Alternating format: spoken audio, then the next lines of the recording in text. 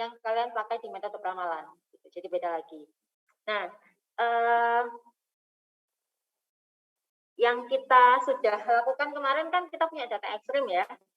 Terus kita anggap stasioner gitu yang kemarin. Jadi kan kita kemarin nggak ada uji-uji kan, langsung dari datanya kita pakai blok maksima atau pakai yang threshold gitu, langsung kita fitting, kita estimasi parameternya, terus kita lakukan goodness of fit. Nah, goodness of fit kemarin kan kita bisa lakukan setelah atau sebelumnya ya, tergantung dari tujuan mau goodness of fit testnya itu seperti apa. Nah, tapi untuk nanti yang non stasioner kita lakukan yang setelah fitting gitu. Karena memang kalau kemarin yang untuk stasioner ini kan kalau kita lakukan goodness of fit testnya sebelum fitting itu kan kemarin kita tidak perlu memasukkan parameter ya. Terus kalau kita lakukan setelah fitting kan kita masukkan parameter listnya di sintaksnya kemarin. Nah, tapi untuk yang non stasioner mau sebelum atau sesudah itu kita tidak usah memasukkan parameternya. Karena parameternya nanti agak berbeda sedikit dengan yang stasioner. Nah, kemudian di sini sebenarnya yang dimaksud non stasioner extreme value itu seperti apa? Jadi ciri-cirinya itu mengalami perubahan seiring waktu. Maksudnya kayak ada efek musiman, terus kayak seringnya non stasioner itu seringnya di dunia lingkungan gitu ya, di geologi seringnya. Jadi kayak misalkan banjir gitu kan ada musim-musim banjir. Terus kayak ada iklim yang ekstrim gitu, perubahan cuaca yang sangat ekstrim biasanya kan kita lihat musimannya. Biasanya lingkungan itu kasusnya adalah non stationary extreme value. Tapi belum tentu juga gitu. Belum tentu nanti misalkan kalian mau analisis data banjir gitu. Ternyata saat kita tes ternyata tidak memiliki tren, ya udah berarti kita pakai yang stasioner. Tapi kalau misalkan nanti hasilnya ada tren, berarti kan datanya non stasioner, maka kita pakai yang ini, yang non stationary extreme value ini. Nah, cirinya itu seperti apa? Ada peningkatan peristiwa ekstrim, penurunan peristiwa ekstrim, pergeseran peristiwa ekstrim. Peningkatan itu kayak misalkan ada di musim-musim tertentu, di kayak waktu T tertentu. Jadi ini kaitannya nanti ada T, gitu ya. Kalau non stasioner nanti ada efek waktunya di analisisnya gitu ya. Kalau kemarin kan kita langsung, bentar ya. Nah, kalau kemarin kan kita langsung ya udah datanya segitu gitu ya. Kita nggak peduli T-nya itu ada berapa banyak, observasinya ada berapa banyak, T-nya misalkan tahunnya sampai berapa lama gitu. Kemudian atau hariannya atau jamnya. Tapi nanti saat kita sudah uji datanya, ternyata datanya adalah non stasioner, ya kita wajib mempedulikan waktu itu. Nah, yang diuji itu apakah data yang asli sebelum kita cari blok-blok gitu ya. Kalau untuk blok maksima, terus sebelum kita menghitung data yang di atas threshold, nah data yang diuji nanti itu yang sudah kita seleksi. Jadi kalau generalized extreme value pakai GEV, berarti yang kita uji non stasionernya yaitu data yang sudah kita pecah jadi blok-blok gitu. Kemudian kalau untuk yang threshold pun juga begitu. Jadi yang kita uji nanti apakah dia stasioner atau tidak, itu data yang di atas threshold. Jadi bukan data asli ya. Yang diuji adalah data yang sudah diseleksi tadi gitu. Nah, kemudian seperti yang saya jelaskan tadi ya, karena ada efek waktu ini ya. Jadi ada apa ya intinya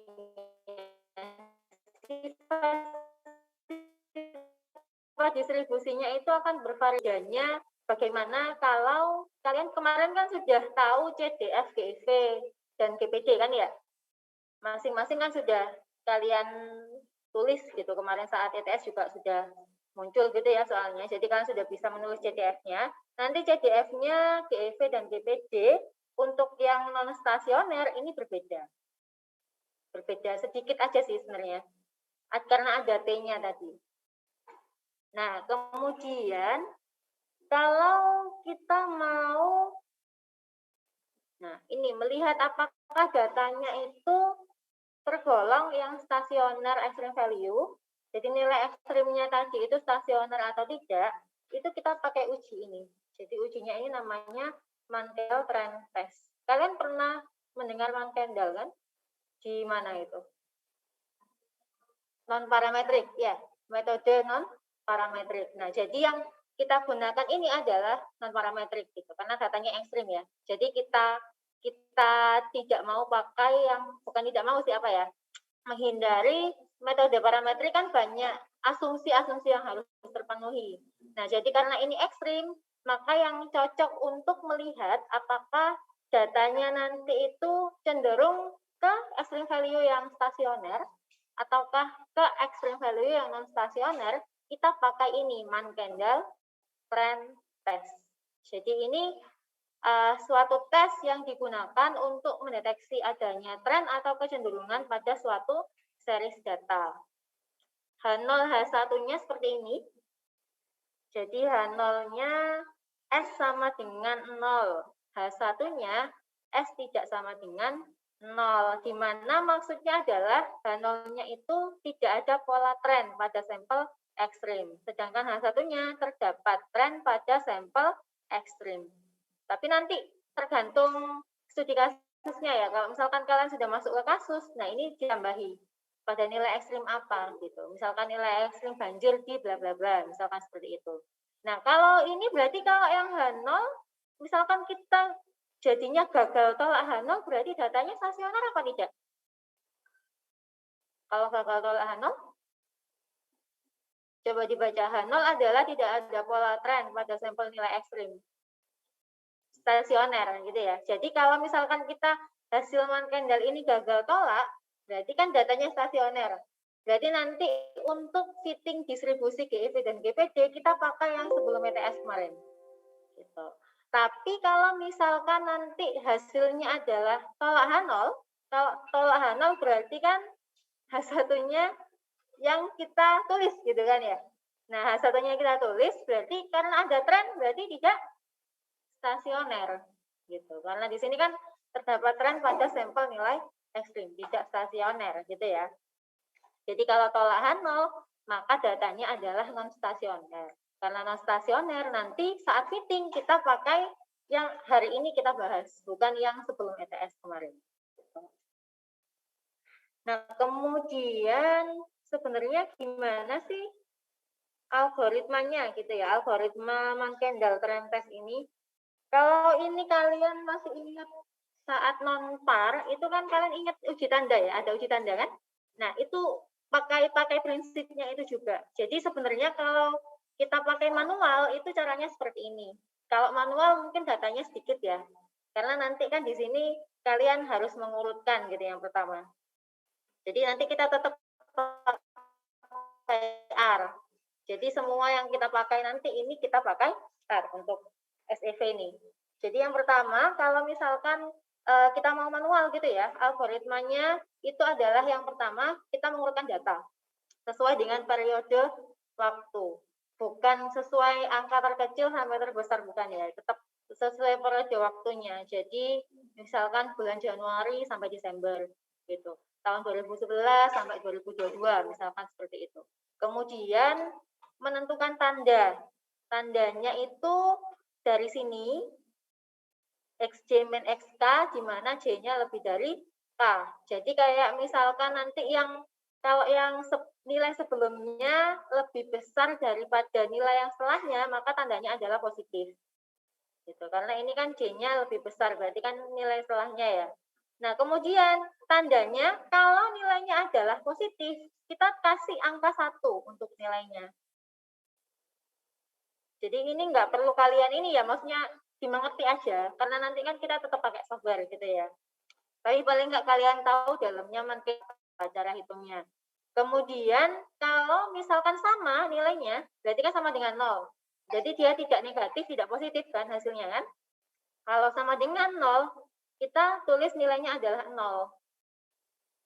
Terus nanti kalau misalkan hasilnya adalah negatif, maka kita tulis nilainya min 1. Di mana SGN ini ya hasil 0, 1, 0, 1 itu 1, 0, min 1 ini hasilnya tadi kita masukkan di sigma ini. SGN ini adalah sign function. Jadi nilainya bisa 1, 0, min 1 tadi tergantung dari syarat ini ya. Sama kayak misalkan max X1 min X2 misalkan seperti itu. Jadi ini SGN ini adalah sign function. Gitu. Kayak supremum, SUP, mana supremum saat goodness of fit, itu kan fungsi maksimum ya. Kalau ini adalah fungsi tanda. Tergantung dari hasil ini. Kalau negatif, dia tulis min 1, kalau sama nilainya sama dengan 0, 0, kalau positif sama dengan 1. Terus dari hasil ini, kita dapat nilai S. Nah, ini sebenarnya S hat ya, ini kurang S hat harusnya. S tadi kan kita tuliskan di apa tadi, H01 ya, ini S hat harusnya, ada headnya. Terus setelah kita dapat nilai S-nya, nanti kalian hitung varian S-nya tadi, dengan rumus seperti ini. Ini rumusnya sudah paham ya, ini memang 1/18 gitu. Nah, di sini ada G, ada QI. G ini adalah jumlah kelompok data, kemudian QI jumlah data pada grup ke I. Jadi misalkan apa namanya G-nya itu jumlah kelompok data itu misalkan kita ada tahunnya gitu ya, per tahun gitu. Terus di dalam tahun itu ada bulan. Jadi G-nya itu tahun, QI-nya itu adalah bulannya. Jadi jumlah kelompok di dalam kelompok tadi. Nah, kemudian di sini kita hitung nilai Z-nya, statistik ujinya kita pakai Z. Rumusnya adalah seperti ini. Ini ada head-nya ya, ini juga ada head-nya sebenarnya, S-nya. Jadi ini rumusnya kalau misalkan ini tolak H0 itu jika Z mutlak kurang dari Z alfa per 2. Karena tadi kan kita pakai ini ya, uji dua sisi tadi kan sama tidak sama dengan kan. Jadi Z-nya ini kita pakai Z mutlak. Terus kalau kita pakai R berarti tolak H0-nya kita lihat dari mana kira-kira? Kalau kita pakai R, kalau pakai ini berarti kan kita harus punya tabel Z gitu ya. Kalian harus buka-buka gitu. Tapi kalau software kan kita tidak perlu buka-buka kan. Langsung keluar hasilnya apa berarti? P-value. Hasilnya adalah P-value. P-value kalau misalkan tolak H0 itu P-value-nya harus dibandingkan sama alfa gimana? Lebih kecil ya. Jadi kalau tolak H0 itu jika P-value kurang dari alfa. Kalau misalkan tolak H0 berarti datanya stasioner apa tidak tadi? Non stasioner. Jadi kalau nanti misalkan hasilnya Mann-Kendall ini ternyata P-value-nya sangat tinggi gitu ya, 0,7 sekian. Itu berarti kan di atas 0,05 banget kan ya, jauh kan ya. Kalau P-value-nya tinggi, berarti oh datanya stasioner. Kalau P-value-nya sangat kecil, biasanya itu munculnya kalau sangat kecil itu seringnya kali kayak belakangnya itu ada E-nya itu loh. min 0,5 berarti kan kali 10 pangkat min 5. Biasanya kayak gitu kalau di R keluarnya. Nah, kalau kayak gitu itu nanti hasilnya datanya berarti non stasioner. Jadi kalian fittingnya nanti pakai yang ini gitu. Kemudian nah, ini mungkin bisa kalian install dulu ya. Tapi kita nggak langsung praktek. Ini nanti saya bahas di DPD dulu, tapi sambil nunggu coba kalian install dulu package-nya. Package-nya namanya Trend. Kenapa? Nggak usah deh. Nggak ada. Nah, coba aja. Mungkin yang terbaru pakai D kali. Ada. Nah, coba aja. Kalau di saya ada.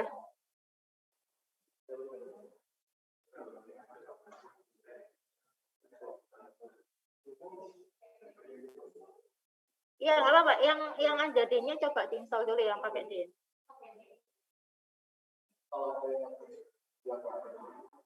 Tergantung ininya biasanya masing-masing R-nya.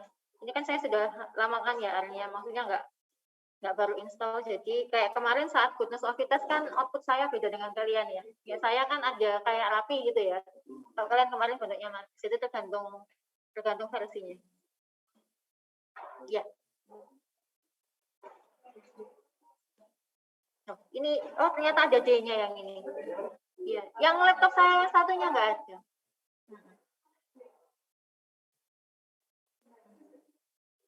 Yang laptop saya yang Windows berapa itu 7 kalau nggak salah. Yang Windows 7 itu saya nggak pakai D. Kalau Windows 10 ke atas berarti pakai D. Connect nggak? Internetnya connect ya? Wi-Fi 5 kalau nggak salah ya, ITS 5G. Ini saya tambahin aja biar nanti nggak ini.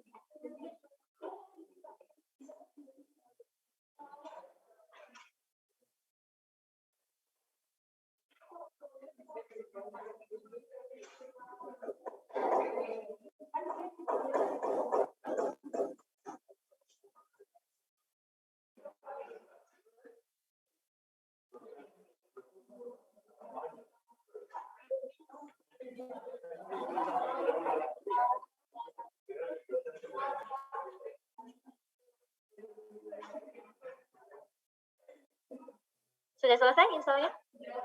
Sudah semua ya? Yang online juga sudah selesai ya installnya ya? Ini sambil ngikutin ya.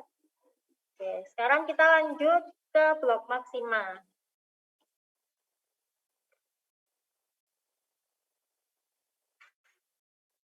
Nah, kalau untuk blok maksima atau GEV itu caranya sama ya, meskipun non stasioner ataupun stasioner caranya sama.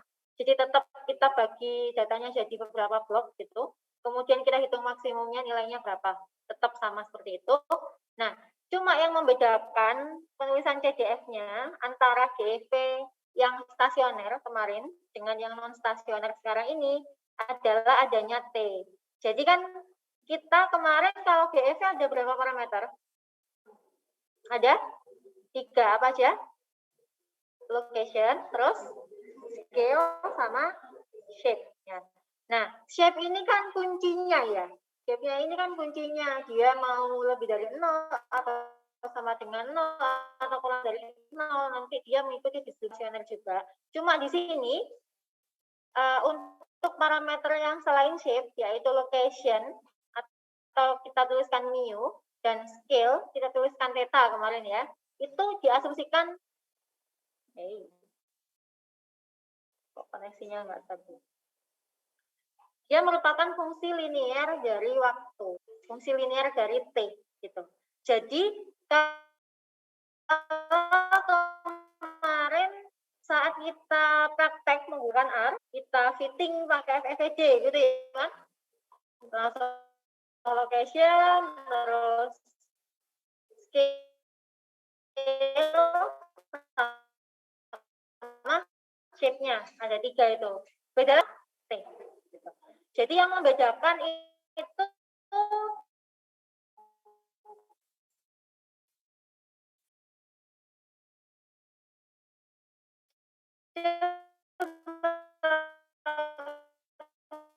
kalian buka yang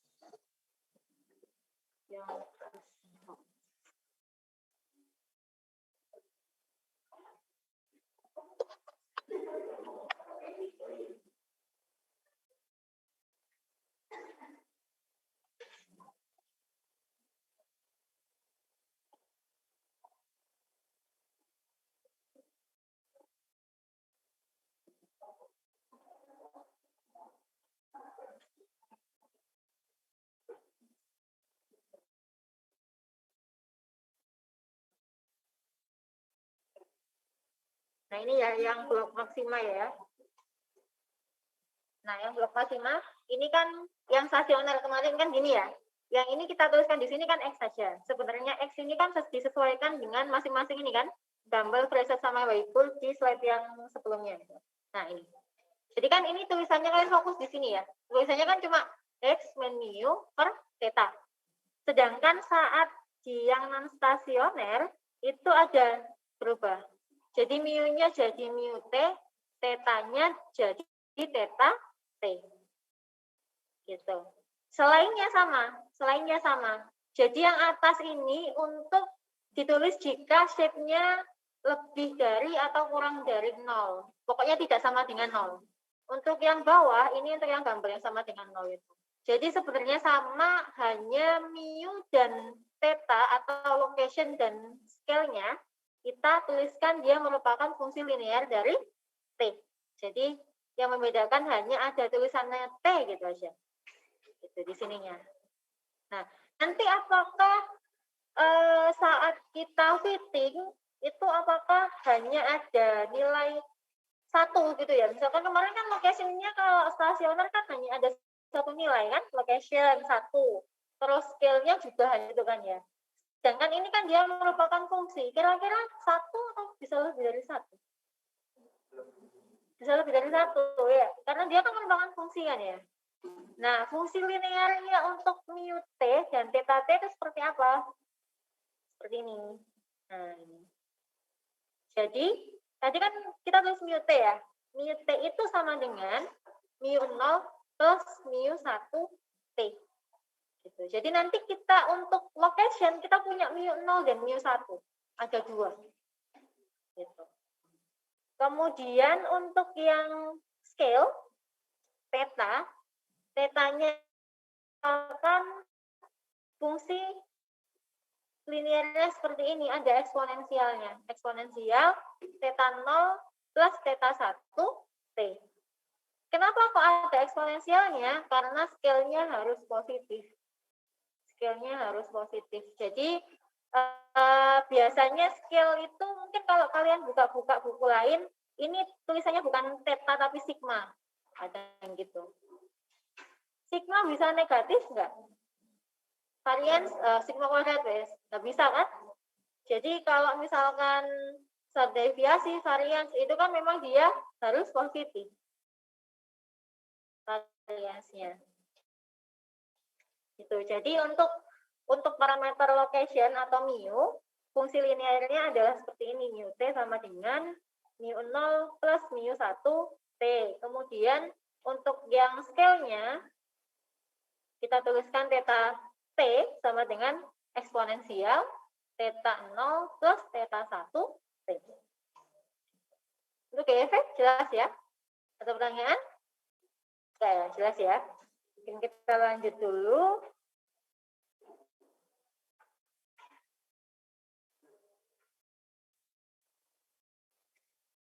Nah, jadi karena tadi kan GV.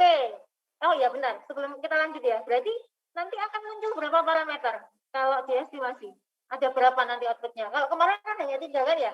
Location 1, scale 1, shape-nya 1. Berarti kalau yang non stasioner kira-kira ada berapa parameter coba kalian hitung?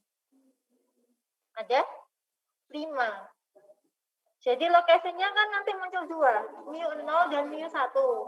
Nah, jadi nulisnya ya sesuai dengan ini gitu.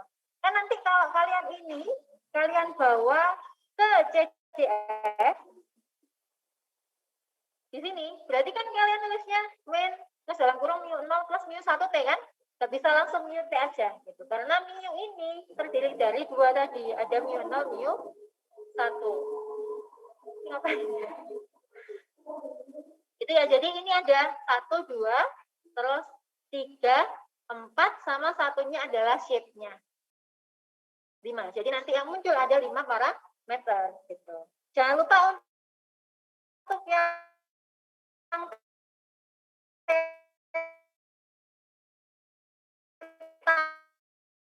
T ini bukan hanya di depannya.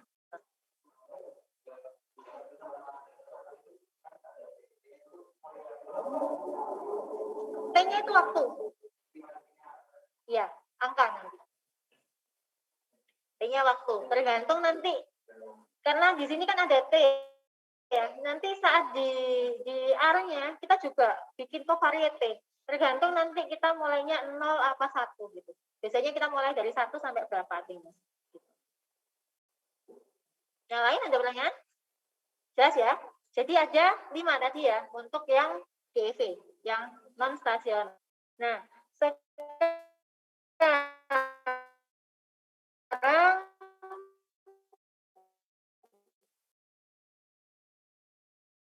kita yang kalian pakai di metode pengenalan. Jadi beda lagi. Nah,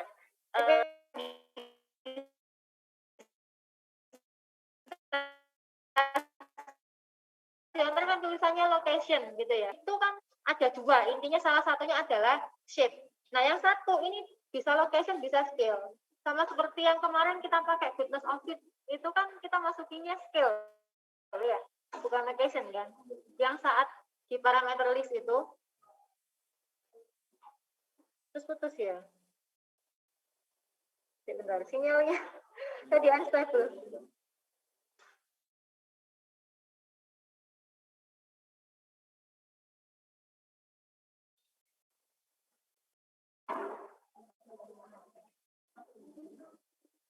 Tes, gimana Alia? Udah jelas belum? Udah, Bu. Udah ya? Oke, ini soalnya weighting-nya naik turun ini.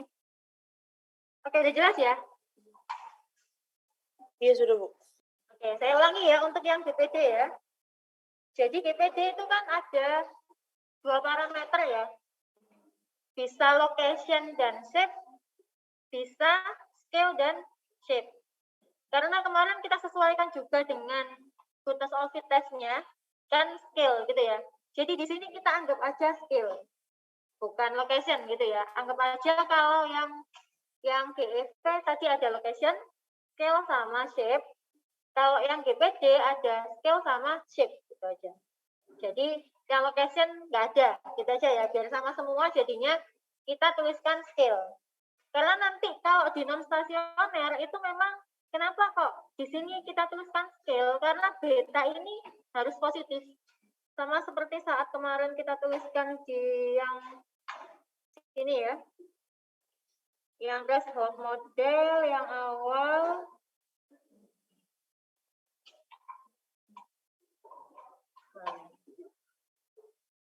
Oh ini ya.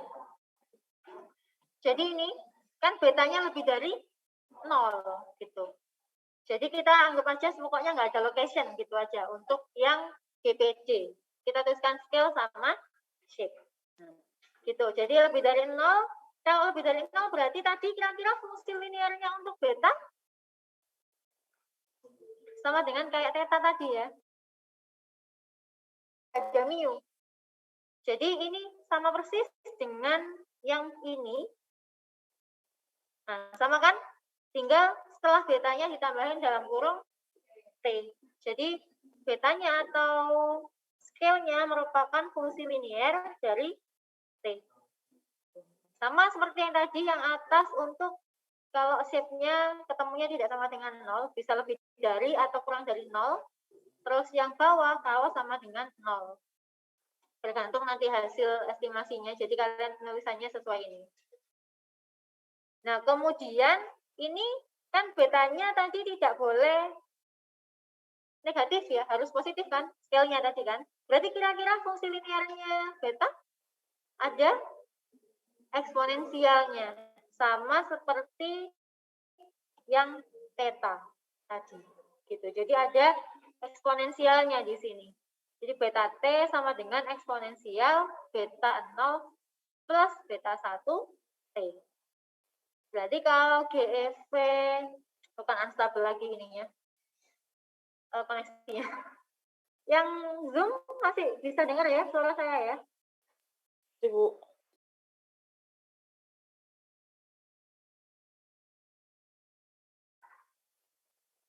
Kalau GEV untuk yang non stasioner tadi ada berapa parameternya? 5 kan ya? Mu 0, mu 1, theta 0, theta 1 sama shape. Yang C itu ya.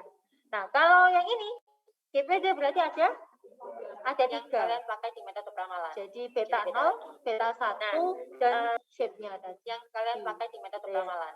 Jadi beda lagi. Nah, untuk yang non stasioner, kalau kemarin pakai R itu kalian untuk yang stasioner pakai package apa kemarin? Extreme kan? Nah, ekstrim itu hanya bisa digunakan untuk yang stasioner. Gitu. Jadi kalau untuk yang non stasioner itu kalian mengetahui install package namanya ISMEF. ISMEF. Kenapa ada yang bacanya namanya ISMEF? Jadi ini ya, ISMEF.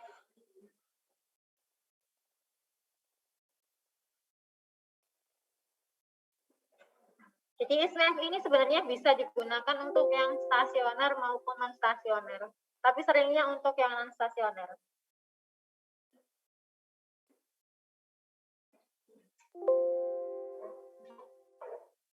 Nah, silakan kalian install dulu ya package-nya ISMEF. Ada kan?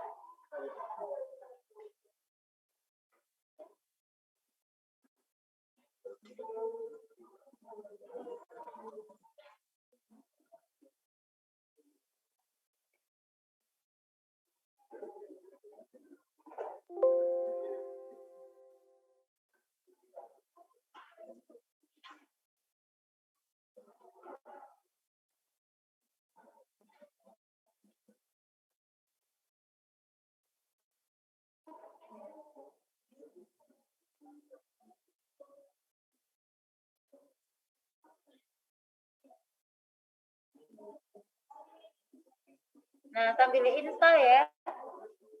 Jadi kita tetap pakai yang package nstats itu untuk goodness of it-nya. Jadi tetap kita pakai untuk tomograf Smirnov yang kemarin kita tetap pakai yang nstat, tapi kita mengabaikan estimasi parameter ya. Jadi kita nggak bisa menuliskan parameternya. Kalau kemarin stasioner kan kita bisa masukkan kan, karena tidak ada fungsi T. Sedangkan untuk yang package ini dia tidak bisa kalau kita masukkan fungsi T-nya. Gitu. Jadi kita tidak perlu menulis yang param.list kemarin untuk yang goodness of it-nya.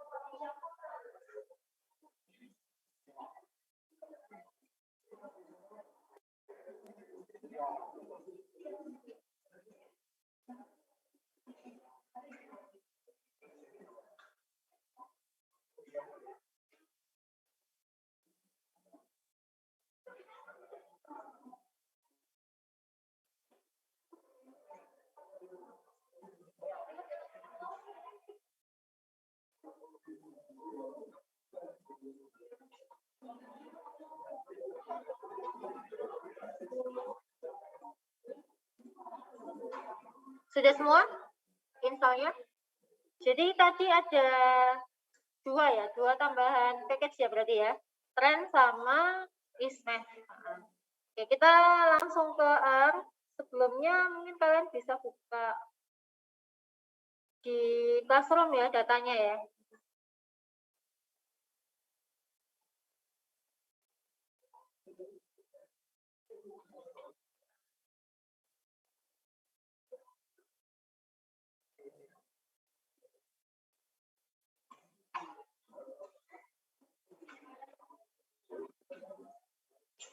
Sudah muncul ya datanya ya. Jadi kalian buka Classroom, ada data curah hujan. Yang online juga ini ya, data ini kalian download dulu. Nanti kita bareng-bareng untuk prakteknya di R.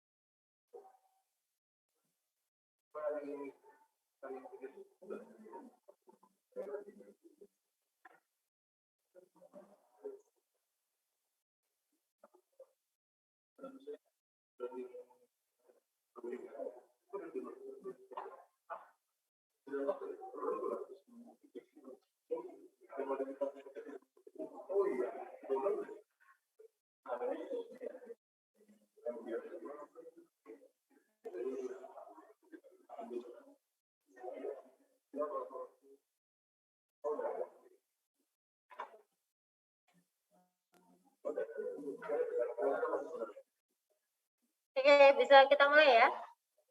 Sudah di-download semua datanya? Oke, yang online juga kita ngikutin ya.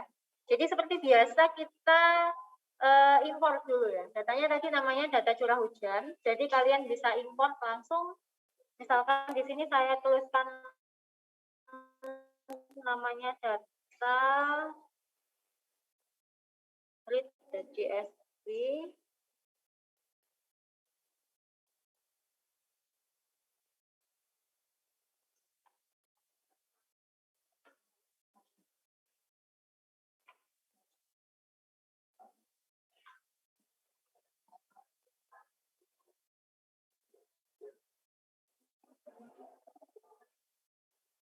Sudah CSV katanya, saya. Iya kan? Jadi bisa langsung kalian import. Ada 100 observasi ya. 100 observasi curah hujan.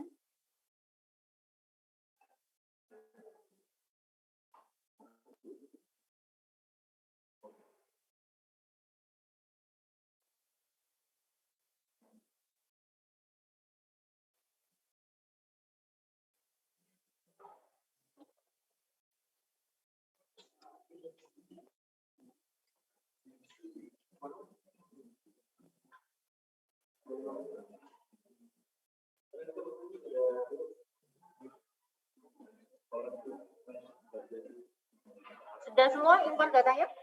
Oke, sudah ya. Nah, sekarang kita misalkan data curah hujan ini kita sudah bagi blok gitu ya. Ada 100 blok, terus ini sudah nilai maksimumnya gitu. Jadi kita nggak perlu utak-atik lagi gitu lah. Kita anggap aja dia sudah nilai maksimum. Jadi misalkan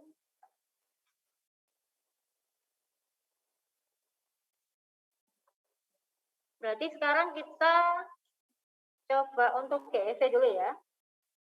Kita cek dulu datanya sih. Kita cek dulu. Cek stasionaritas data.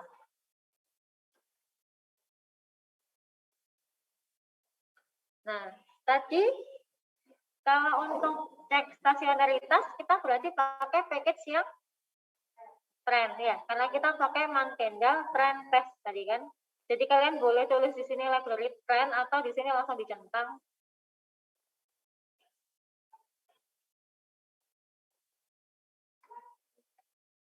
Nah, sebelumnya kalau untuk Mankendal trend test ini kita di sini bisa langsung nulis mk.test ini, mk.test. Nah, cuma di sini kan ada X-nya apa gitu ya. X-nya ini dia nggak mau kalau bentuknya data frame. Gitu. Kalau data ini kan bentuknya data frame kan, ini kan. Jadi kita ambil variabelnya aja. Jadi di sini misalkan saya kasih nama CH gitu. CH itu sama dengan data curah hujan. Gitu. Jadi kita running dulu agar dia menjadi values ini loh.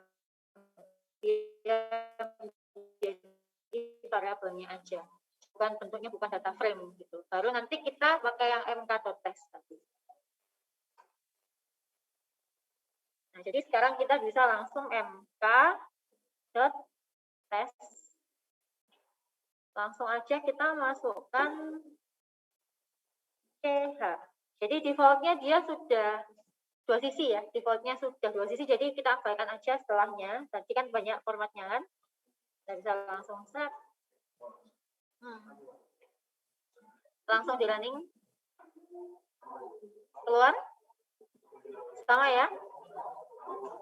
Nah, ini harusnya sama ya kalau sama datanya. Hasilnya p-value-nya lebih kecil dari alfa. Jadi alfanya kita anggap 0,05 ya. Berarti kan ini dia 0,00003 gitu ya. Jadi 5 desimal sebelum 3 tadi gitu. Jadi 3,65 dikali 10 pangkat min 5. Berarti sangat kecil. Jadi tolak H0. Berarti kalau tolak H0 dia tolak H0. Ayo. Kan stasioner ya. Kita cek dulu. Gini salah.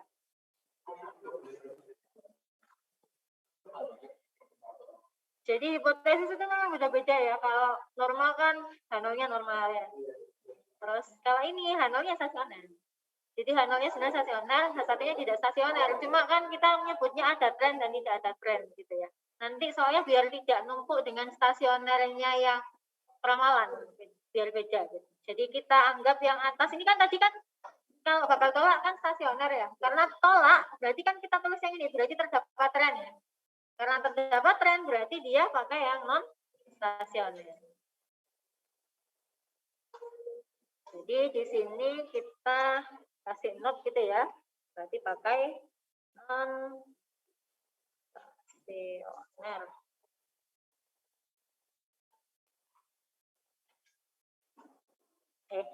Hilang.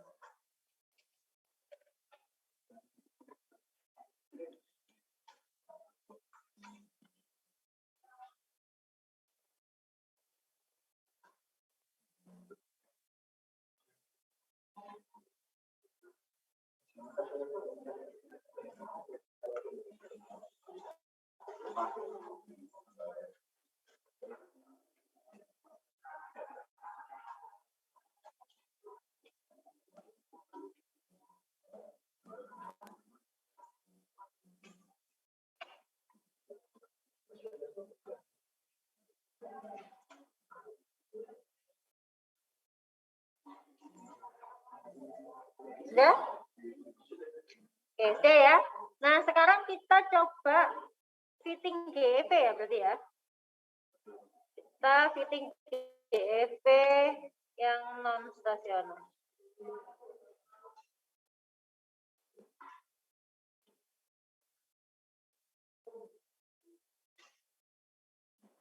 Berarti kita tadi pakai package yang ismap ya. Jadi ismap-nya ini kita centang dulu.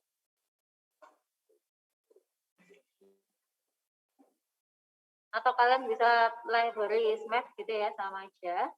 Nah, di ismap ini untuk GEV itu sintaksnya adalah ini, GEV.fit. Nah, ini yang bawah. Nih. GEV.fit. Cuma di sini kita butuh YDAT ini. YDAT ini adalah covariate kalau kita pakai yang non stasioner gitu. Tapi kalau ini kan dia defaultnya stasioner gitu ya. Karena 0 berarti kan kayak DC gitu kan YDAT-nya. Tapi untuk sekarang ini kan tadi non stasioner kan.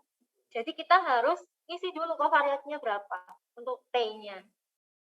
T dari mu dan theta tadi.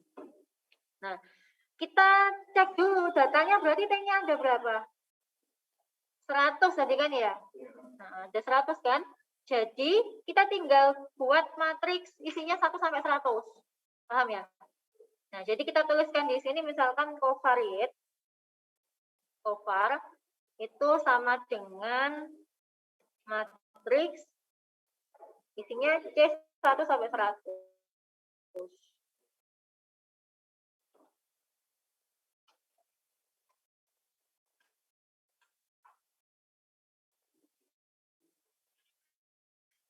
Jadi ini sebenarnya observasinya ya, karena tadi T-nya kita mulai 1 kan, 1 sampai 100 ya. Kalau misalkan kita 0 berarti sampai 99. Tapi untuk lebih enaknya kan kita pakai 1 gitu ya. Jadi kan saat T1 nanti sama dengan berapa? Kan beda-beda nanti jadinya. Sudah buat covariate-nya semua? Ada yang ketinggalan nggak? Kenapa? Iya, karena ini tadi nanti di sininya GEV.fit ini loh. Tadi kan masukin X-nya ya. Nah, X-nya ini adalah kita pakai CH. CH ini kan bentuknya dia bukan data frame, matrix juga. Jadi harus sama. Sampai covariate sudah? Oke, sudah ya. Nah, sekarang kita fitting GEV ya. Jadi kita tulis GEV.fit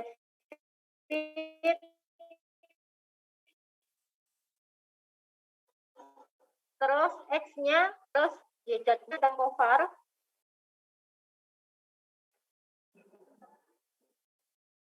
Terus di sini ada masukin ini ya, mul sig L. Nah, mul ini ada mu tadi. Mul ini maksudnya adalah mu. Jadi dia adalah location. Jadi kita tuliskan mul. Nah, kita tuliskan 1. Jadi nanti 1 nanti bisa dikalikan ke matriksnya tadi kan sama dengan matriksnya sendiri. Mul. Terus tadi kita juga butuh sig L. Jadi ya, karena theta itu sigma tadi kan. Sig L sama dengan 1. Terus di sini jangan lupa ada mulling, ada cycling itu. Maksudnya ini adalah tadi fungsinya dia termasuk link apa? Karena defaultnya di sini adalah identity ya. Identity ini maksudnya ya tadi mu 0 plus mu 1t. Berarti kan tetap yang kita butuh atur adalah cycling kan. Jadi cyclingnya sama dengan eksponensial. Ini.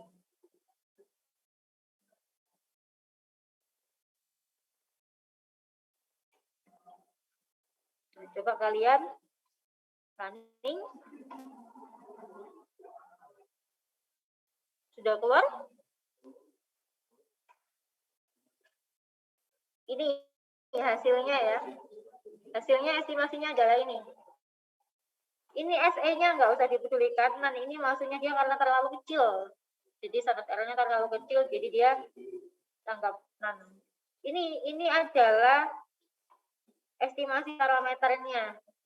Ada 5 tadi kan katanya GV, jadi 1, 2, 3, 4, 5. Ini juga urut ya, mu 0, mu 1, theta 0, theta 1, shape.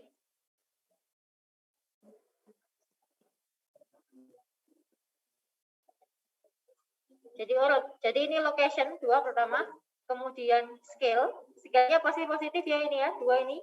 Kan nggak ada, mungkin ada yang negatif kan scale-nya ini. Terus di terakhir adalah shape. Theta, karena kita ini GV jadi pakai theta. Mu 0, mu 1, theta 0, theta 1, shape.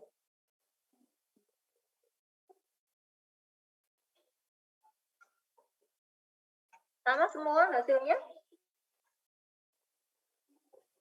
Permisi, Bu. Sintaks. Ini? Di saya gev.fit-nya nggak bisa. Coba di ini ya, di foto ini ya, di grup ya. Error atau keluarnya Ya, baik, Bu. beda? Oh beda ya, coba ini.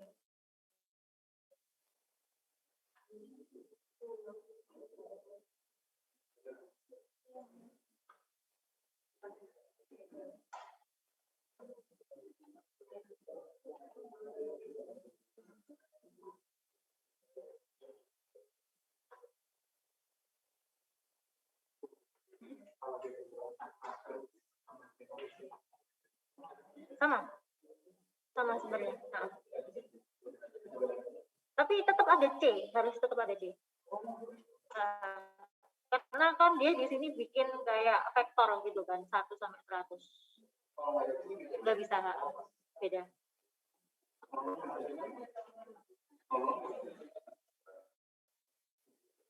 Benar. Jadi ke bawah gitu.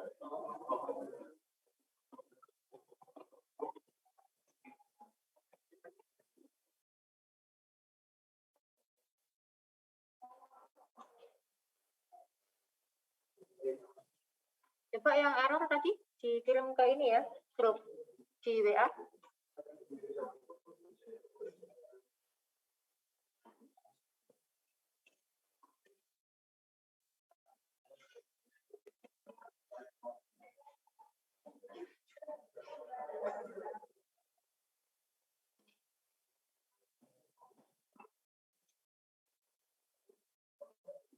Di kelas sama semua hasilnya? Sama ya? Tetap sama semua?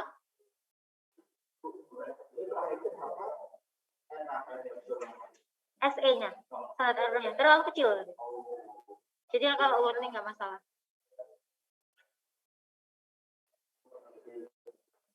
Jadi kayak kan diagonalnya ini ada in SQRT itu hasilnya itu yang dalam kurung diagonal itu 0,0000 gitu, terlalu kecil. Jadi kalau diapal dia kayak dianggap 0 gitu, nggak ada.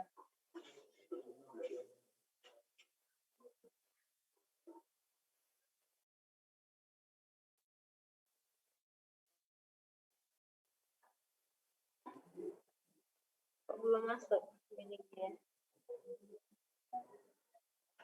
Yang online ada yang ini enggak? Ada yang error atau belum ketemu hasilnya? Yang saya tadi error, tapi ini lagi proses, Bu, pengiriman di WA, masih loading.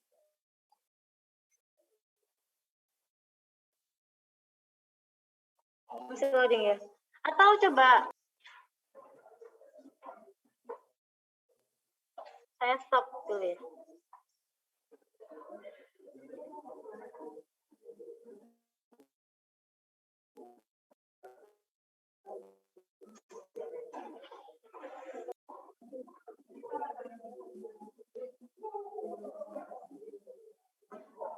Bisa share? Tony? Ya, sebentar, Bu. Coba.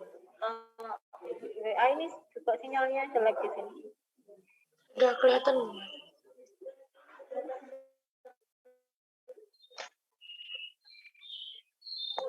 Ya, udah kelihatan. Package-nya, bukan package ekstrim, ismet.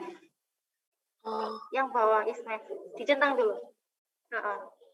Karena di sini pakai yang non stasioner. Coba di running. oh iya, udah. Oke, udah. Masih Bu. Yang lain sudah bisa ya?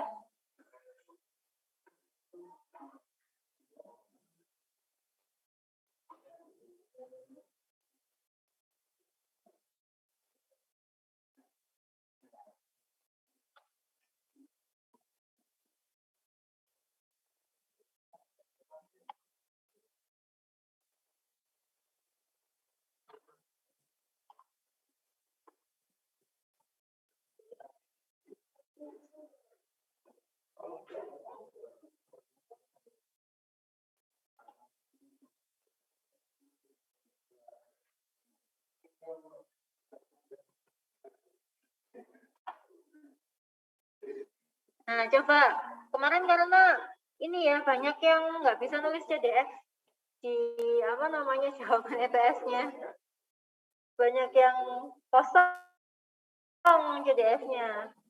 Jadi ini ya kita pakai ini kan, berarti kita pakai yang atas atau yang bawah? Pakai yang atas atau yang bawah kira-kira hasilnya ini? Pakai yang atas ya, karena kan tidak sama dengan 0. Pakai yang atas, berarti kan tinggal tulis saja eksponensial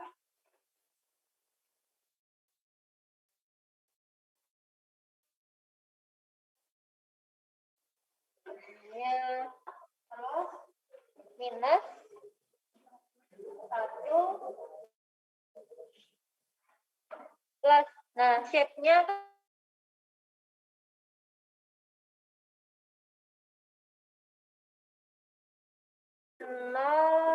enam ya, terus dikali x-nya tetap. Nah, ini ada yang mu 0 plus mu 1 P.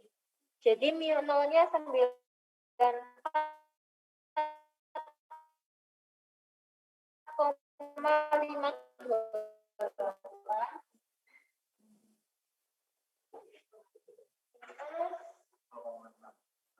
Coba saya di DP ya.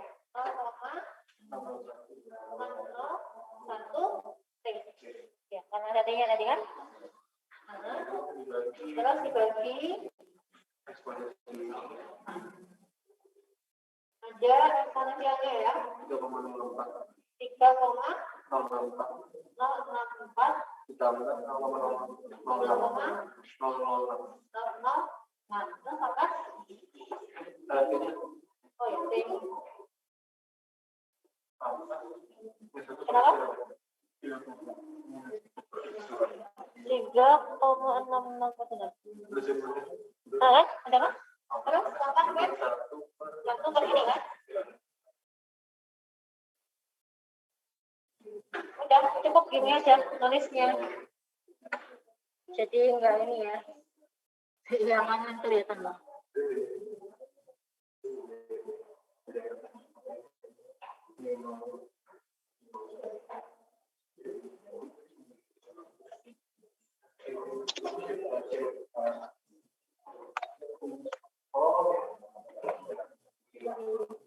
Nah, yang online disesuaikan itu ya di belakang saya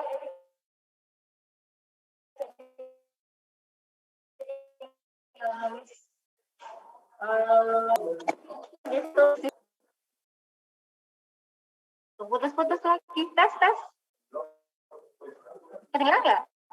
Halo, yang online masih putus-putus? Si agak macet, Bu. Oh, masih agak macet. Coba saya disconnect dulu ya.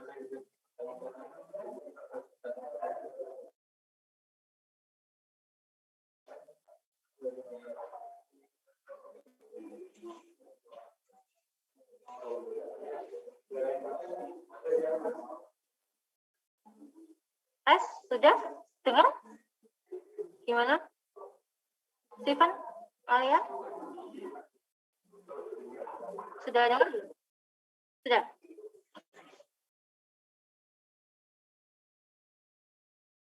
Nggak tahu nih ininya ITS wifi-nya. Error ini sinyalnya jelek banget.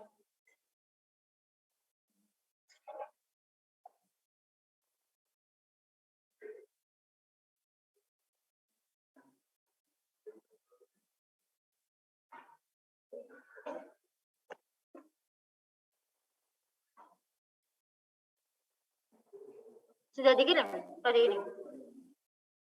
Oke. Nah, coba sekarang kalian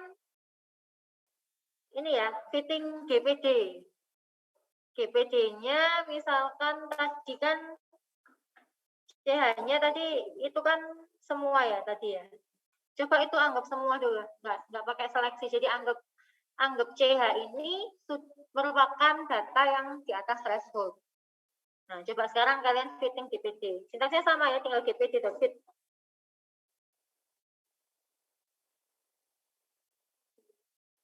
Tinggal GPD.fit.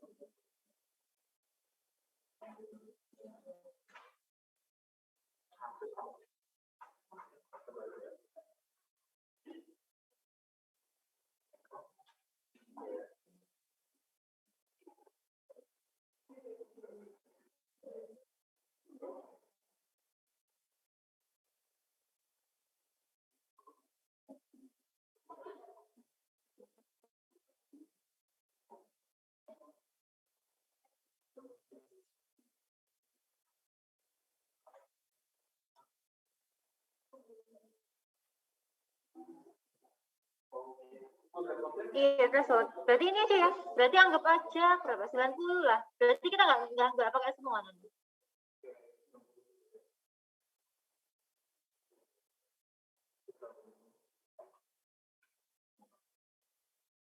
Karena kita butuh threshold ya. 90. Pakai thresholdnya 90. Yang GPD. Kan di sini kita nggak perlu ini kan masukin datanya. Bisa langsung kayak FVD kemarin. Covariate-nya tetap ya. Covariate-nya tetap karena nanti kan ini sintaksnya kita pakai semua dulu, baru nanti dia otomatis sesuai dengan seleksinya. Jadi tetap yang 1 sampai 100 tadi. Dulu.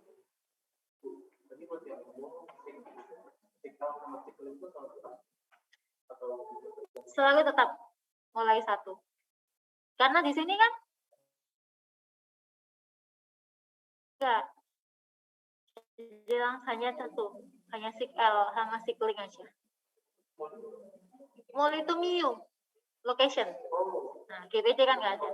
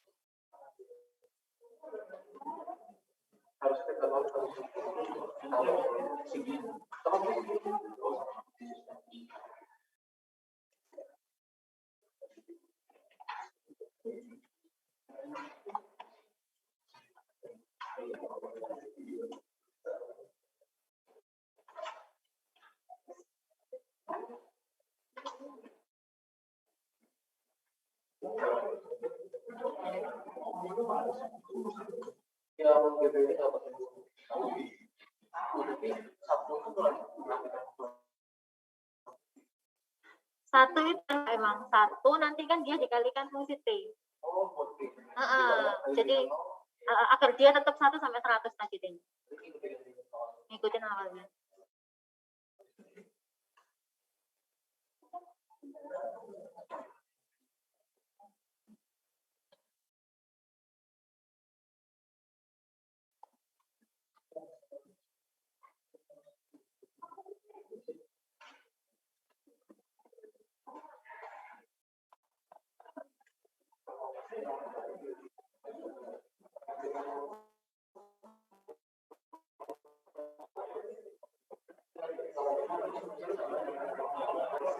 berapa hasilnya?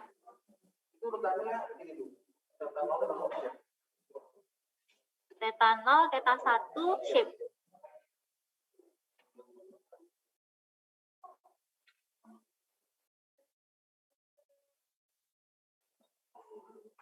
Karena eksponensial ya, jadi ini kan hasilnya negatif. Iya nggak sama nggak? Coba, berapa? Theta 0-nya berapa?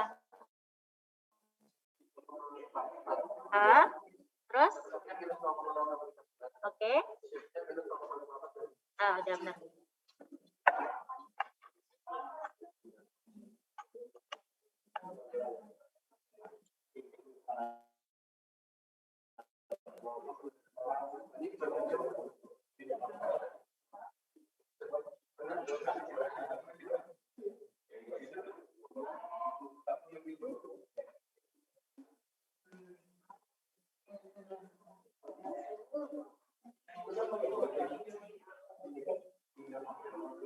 Ini ya hasilnya ya. Sama semua?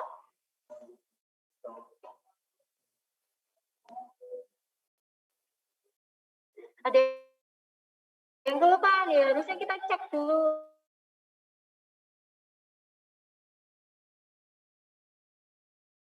Data yang di atas resolusi atau non stasioner. Nah, coba kalian cek stasioner atau non stasioner.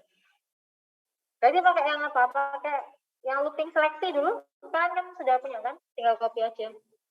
Ganti T-nya sama dengan 90.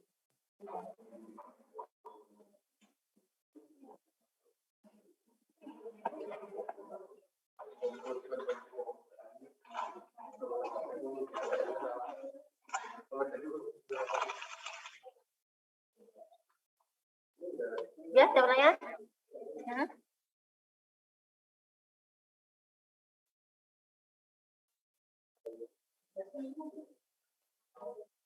Enggak dengar. Oh, ini. Yang ini? Mul ini maksudnya mu. Mu itu location. Terus cyclingnya, karena tadi kan fungsi linearnya untuk tetanya adalah eksponensial, maka kita tuliskan eksponensial. Untuk mul, tadi kan dia nggak pakai fungsi linearnya, tetap kan hanya mu 0 plus mu 1t, jadi tidak perlu. Karena dia sudah defaultnya identity. Jadi tetap. Halo? Kalau sekarang ini, kalau yang di sini, yang di mana? Ini? Yang di GPD?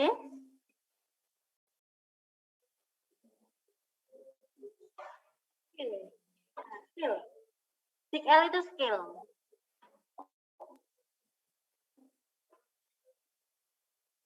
Sig L itu skill. Kenapa? Putus-putus.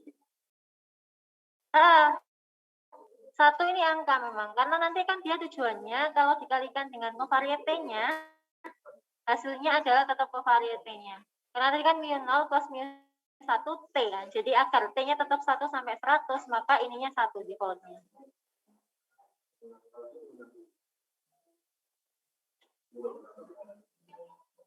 Gimana?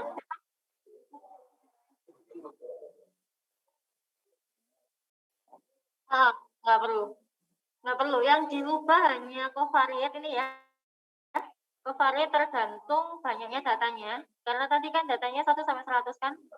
Jadi ini tetap covariate-nya 1 sampai 100. Nanti misalkan datanya yang dianalisis 1000 ya udah diganti 1000 ini.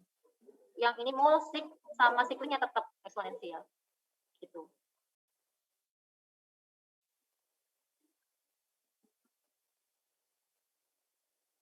Sama-sama. Yang lain ada pertanyaan?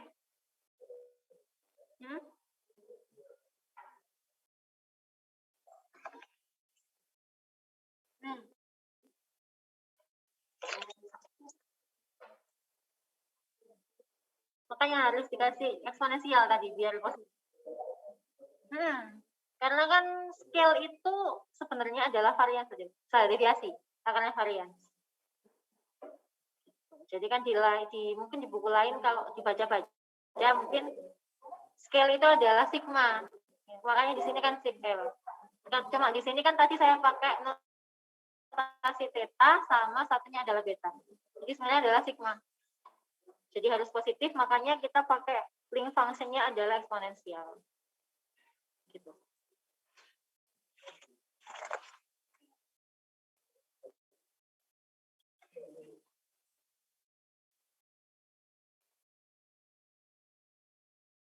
Nah, ya benar. Jadi tetap urutannya ini berarti beta tadi ya, kalau DGPD ya. Beta 0, terus ini beta 1, ini adalah shape-nya. C. Ya.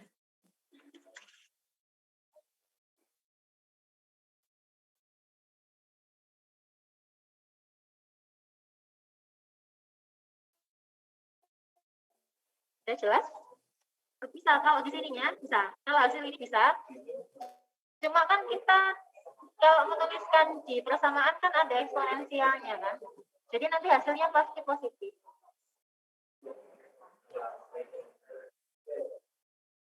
Di sini nggak apa-apa. Saat di akhirnya tadi kan ada eksponensialnya. Sudah? Tetap. Tetap. Outputnya ini tetap bisa minus ya. Yang scale. Cuma kan tadi kita punya eksponensial kan. Jadi berapapun nanti jadinya positif.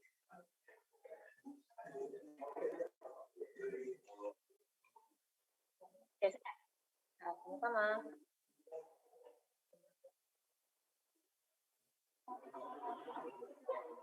Nah ini kalian perhatikan yang ini ya.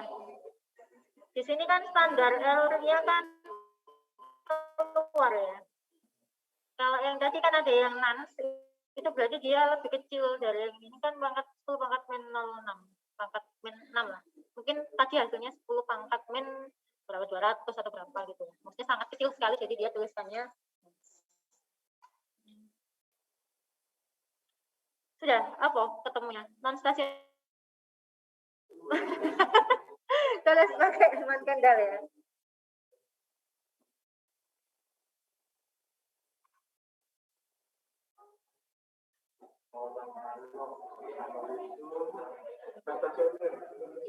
Iya, non.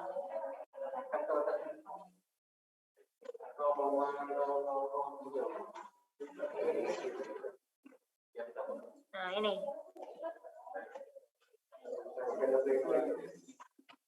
Ya, sintaksnya ini pokoknya kamu bikin yang umum ya, kayak gini. Jadi nanti kan tinggal ganti T-nya kan? Awalnya tinggal ganti T. Oh, lihat sintaksnya tuh. T-nya itu threshold-nya itu. Nah, ini, jadi nanti apapun datanya tinggal ganti T-nya ini. Jadi nggak usah masukin ke sini 1190. Betul tuh. Sama aja. Kebiasaannya.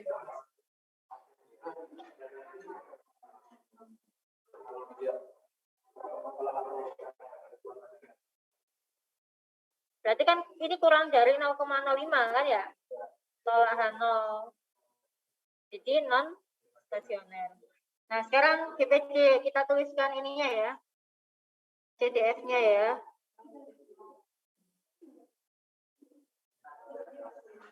Sama semua value-nya.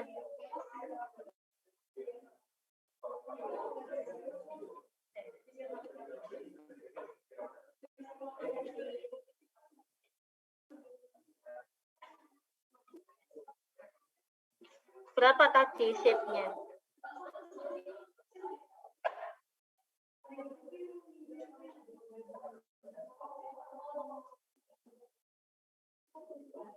Shape-nya negatif ya.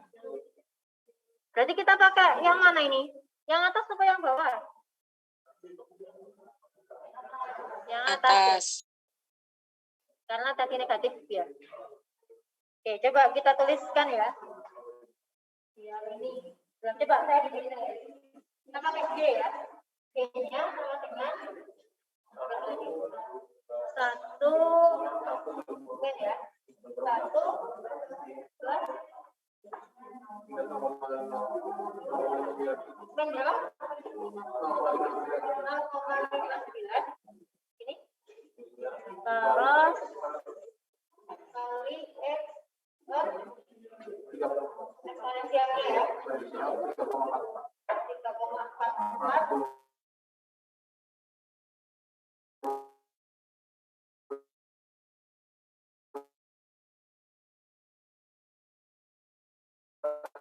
Ini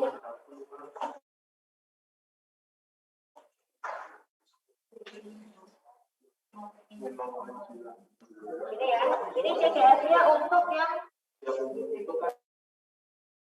GPD.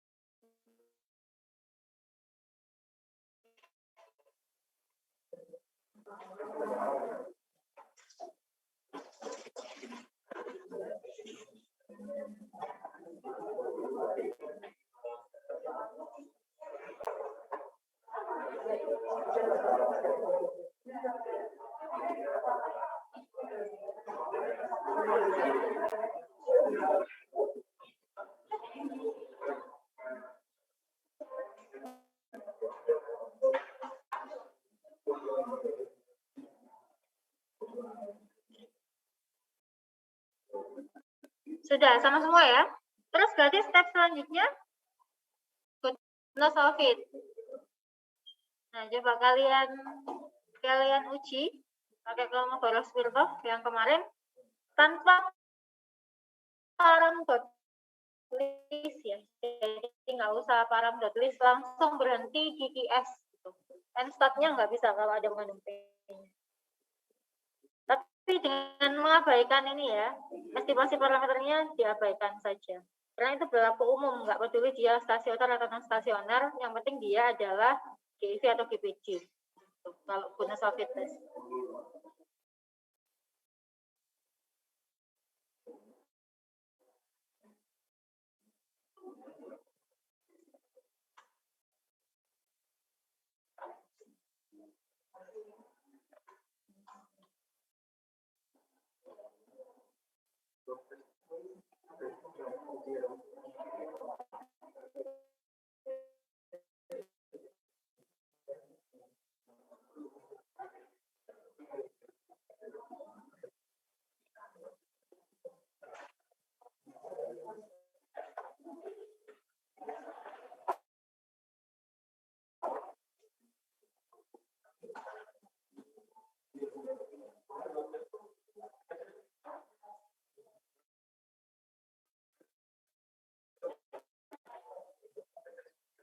Stat, ENV, stat.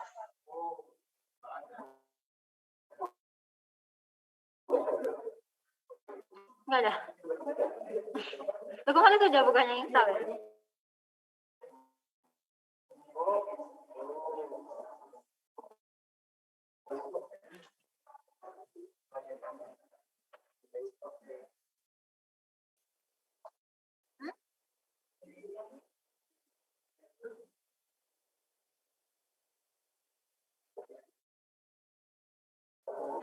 Sama aja, meskipun dia ditaruh di depan atau di belakang, sintaksnya sama gitu, jadinya nggak bisa pakai yang param.list. Jadi kita pedulinya hanya dia distribusinya GIV atau GPD, fit enggak gitu. Tapi kita nggak peduli dia stasioner atau non stasioner.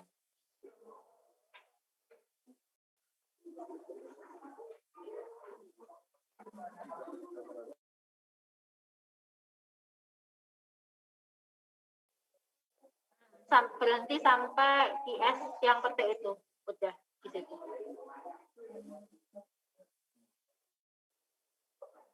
Yuk.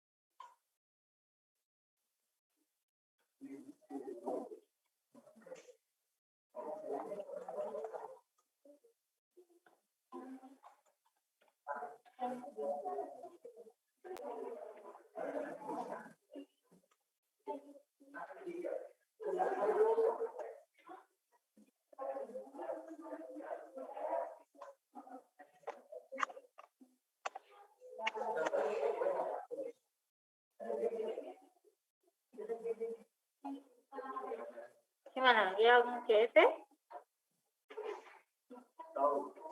Ini ya. Belum saya share. Coba saya share screen dulu. Ini yang GV ya. Berarti kan yang di sini kita masukin CH ya. Terus P-value-nya adalah ini. Berarti 0,6011. Ini beda. Di kalian kan bentuknya ini ya. Kayak parameter estimasi ya, kayak yang ini. Nggak bisa lurus gini ya.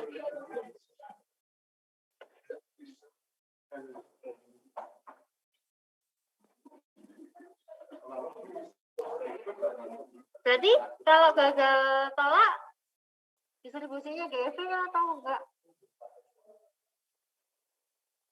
Datanya CH, ini kan berarti P-value lebih dari alfa, berarti gagal tolak kan? Nah, kalau gagal tolak berarti distribusi datanya benar ya, GV ya. Nah, sekarang yang bawah, yang Pareto, yang DPD.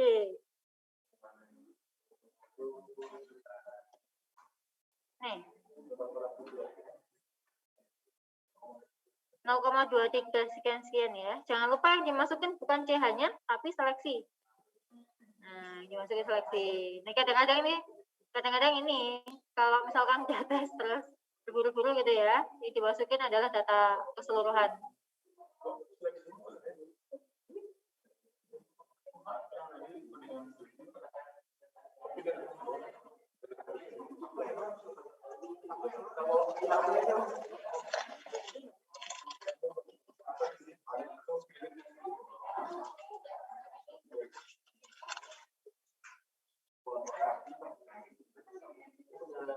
Sama ya, gagal tolak. Yang online ini ya, ketinggalan nggak? Hasilnya sama ya, 0,23114 untuk yang DPD-nya.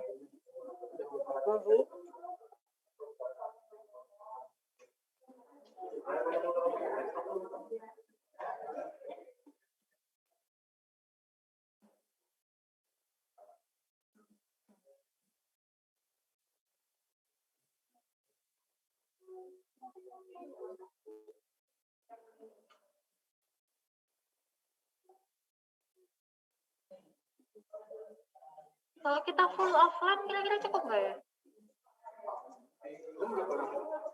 Di Zoom 36.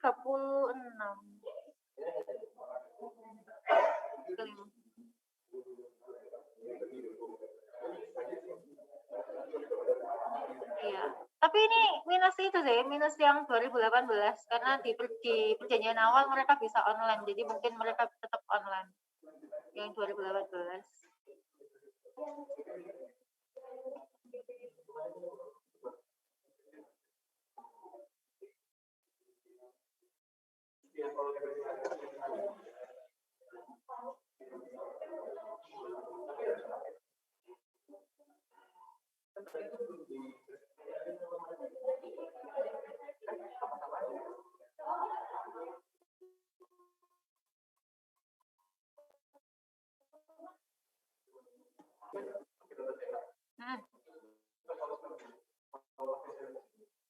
Nggak bisa. Ini sintaksnya sama kayak FEVD itu. Dia sudah otomatis masukin threshold-nya.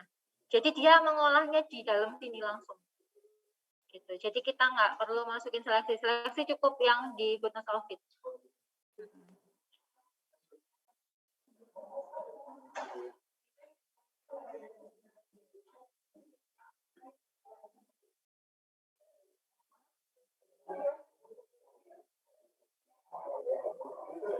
Seingat saya nggak bisa karena dia di sininya ada sintaks untuk GPD tuh. Coba ya. GPD.fit. Nah, ini dia harus masukin threshold-nya di sini. Gitu. Jadi yang dimasukin yang data aslinya.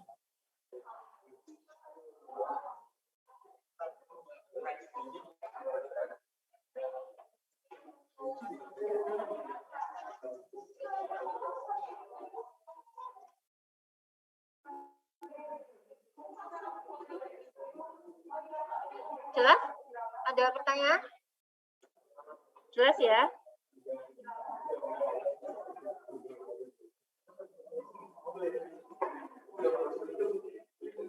Oke, ini berarti kita kan sudah sampai goodness of it gitu ya, untuk yang stasioner maupun untuk yang non stasioner. Kalian nggak penasaran, terus kalau sudah kita punya distribusi terus buat apa? Nggak penasaran, kira-kira buat apa? Penasaran nggak? Saya ikut ibu aja Bu, nanti mau ngapain gitu. Penasaran nggak kira-kira? Iya kan? Maksudnya gini kan, kita kan sudah paham nih, anggap aja ya. Kita kan sudah paham distribusi dari extreme value. Kita punya dua gitu ya, generalized extreme value sama generalized Pareto gitu. Nah, kedua distribusi ini kan ada masing-masing teorinya ya. Yang satu blok maksima, yang satu adalah threshold modelnya. Nah, penentuan thresholdnya itu macam-macam kemarin kan. Kayak yang contohnya salah satunya yang di ITS itu ada metode persentase dan sebagainya. Bisa juga dari penelitian terdahulu juga bisa gitu. Nah, kemudian kan kita sudah fitting nih, sudah bisa mengestimasi parameter baik yang untuk yang stasioner maupun yang non stasioner. Terus kita juga bisa memastikan gitu ya, apakah benar datanya tadi distribusinya GV atau GPD melalui goodness of fit test tadi. Nah, setelah itu kira-kira kita ngapain gitu? Ingat nggak kontrak kuliahnya setelah ini kita bahas apa? Kalau sudah non stasioner kita bahas? Coba dibuka di kita bahas levelnya. Gimana ya? Kita bahas return level lah ya. Jadi yang return level nanti itu kira-kira kita buat apa gitu ya. Jadi kayak misalkan, kalian ingat yang dulu awal kita pernah bahas untuk konsep extreme value yang ada contoh kejadian apa itu kalau nggak salah kapal ya, kapal tenggelam atau apa itu ya, yang di apa kemarin ininya ya, apa namanya linknya di Universitas apa itu ya, yang dulu saya kasih di awal itu kan kayak dia memprediksi kira-kira kapan terjadinya kira-kira ekstrim itu lagi gitu loh, beberapa tahun ke depan. Nah, itu yang dinamakan return level. Jadi nanti kalian sudah punya distribusi ini masing-masing ini, kalian bisa punya kan nanti kan kalian punya data real misalkan ya, misalkan kalian ada penelitian gitu ya, kalian kan bisa pakai data real, entah misalkan kebanyakan extreme value bisa dipakai di data saham gitu ya, kebanyakan, terus data gempa bumi, banjir, terus kerugian akibat bencana apapun, tsunami dan sebagainya, kebakaran, itu kan kejadian yang ekstrim gitu ya, kan kita nggak ngerti, kebanyakan itu yang lingkungan, yang pakai GEV. Nah, terus nanti kita bisa prediksi kira-kira 50 tahun ke depan, misalkan hari ini itu kita punya data gempanya 9,1 gitu, misalkan. Terus kira-kira 50 tahun ke depan, maksimum gempa yang terjadi itu kira-kira berapa? Itu kita bisa hitung pakai return level tadi itu. Tapi dengan itu tadi ya, kita cek dulu datanya stasioner apa, yang non stasioner. Karena nanti agak beda, karena di sini ada T-nya, jadi nanti agak beda untuk perhitungan return level. Itu nanti kita bahas minggu depan untuk return levelnya ya. Jadi biar kalian paham maksudnya apa. Karena ini kan kita masih yang univariate ekstrim ya, kita bahasnya GEV sama GPD. Nanti baru multivariate kita nanti di akhir ada bahas kopula ya. Jadi nanti mungkin kalian bisa tambah metode ya, selain biasanya kan yang sering dipakai kalau ini kan regresi gitu ya. Pola hubungan kan biasanya regresi. Nanti kita punya kopula itu tadi. Jadi ada beberapa metode untuk extreme value yang kita sudah belajar di situ. Jadi ini kan kalian sudah anggap bisa lah ya. Tadi kan sudah selesai sama semua kan goodness of fit-nya ya. Ada yang beda atau ada yang ini? Nggak ada ya? Sudah sama semua ya. Jadi yang penting tadi sintaksnya yang dimasukkan benar. Jadi kayak GPD tadi kan kita masukin semua datanya, karena dia di situ defaultnya sudah ada, harus masukin threshold gitu. Jadi thresholdnya berapa, tinggal covariantnya ya sesuai dengan data asli, karena dia nanti ngatur sendiri di dalam sintaks itu. Gitu. Sama halnya kayak FFVD seingat saya. FFVD juga masukin threshold kan? Kita nggak masukin seleksi kan kalau FFVD. Nah, seleksi hanya kita masukin saat goodness of it. Gitu. Jadi kita minggu depan bahas itu ya. Bahas pattern level ya. Atau kira-kira cukup nggak ya? Kalau minggu depan semua offline full ya? Penuh banget ya kira-kira ya. Iya makanya, karena kita kan pakai laptop kan.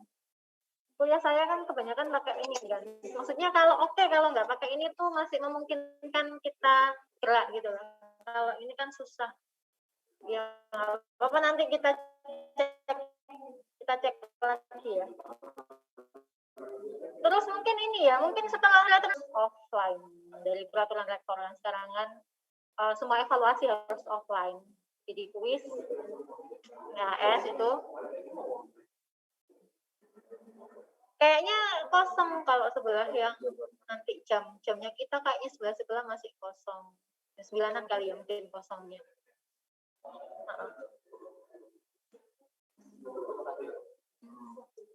Jadi kemungkinan nanti minggu depan kan kita masih level ya. Terus mungkin minggu depannya kita nanti kuis. Iya kosong ya kalau seingat saya.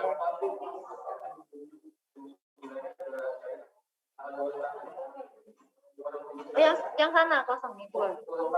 Iya 2 itu kosong kayaknya.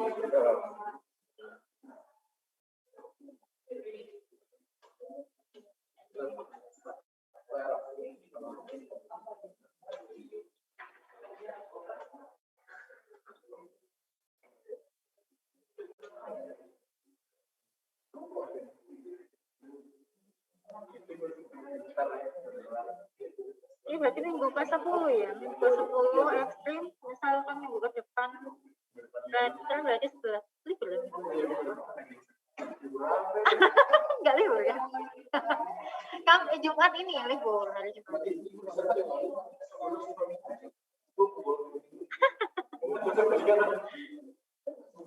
13. Kenapa? Oh iya ya. Oh iya benar juga ya.